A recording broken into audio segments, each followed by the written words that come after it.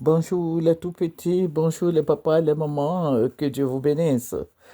Amen, c'est votre sœur. Aujourd'hui, nous allons parler des enfants qui font des enfants. Ça veut dire que des petites filles de 8 ans, 9 ans, 10 ans, 11 ans, 12 ans qui font des bébés.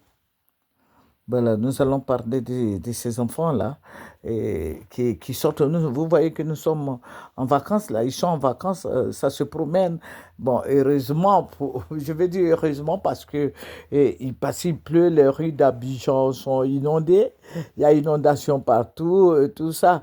Donc les parents ne peuvent pas laisser leurs enfants aller se vautrer dans la boue que je vois là. Mais je veux dire que pendant les vacances, il y a beaucoup de choses qui se passent. Je veux dire aux mamans de surveiller bien leurs enfants. Parce que c'est pendant les vacances que les enfants sortent. C'est pendant les vacances que les petites filles là vont au dehors, elles se promènent, elles ont des petites amies. Et puis bon, elles s'en vont. Voilà. Et ces enfants-là, à la rentrée, elles vont à l'école avec un gros ventre. Parce qu'elles ne sachant pas qu'elles sont enceintes, elle ne peut pas dire aux parents.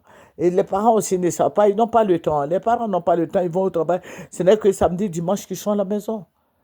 Et samedi, dimanche, maman va chez les coiffeuses. Elle va se faire belle pour le lundi.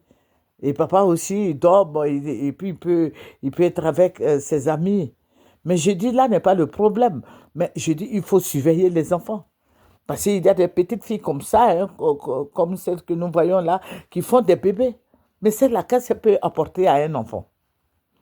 Celle-là, c'est une fille de 9 ans.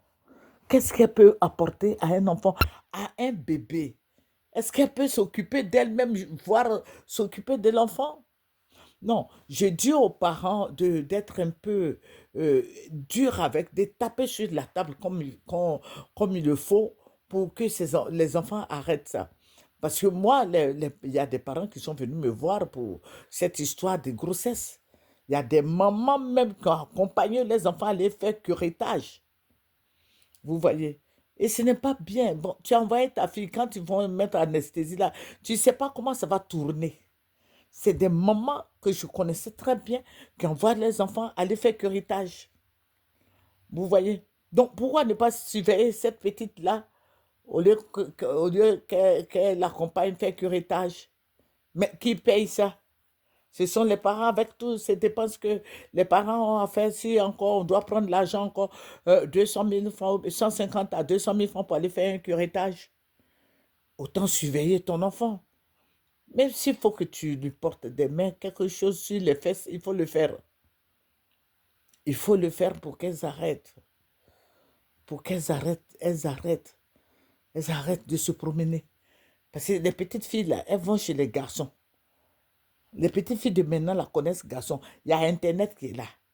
Les enfants là sont dessus, ils sont sur les réseaux sociaux, ils regardent tous les films porno, tout. Donc les petites filles à partir de 8 ans, 9 ans, 10 ans, elles connaissent déjà garçon. C'est pas comme à notre temps où tu es gavia, tu es...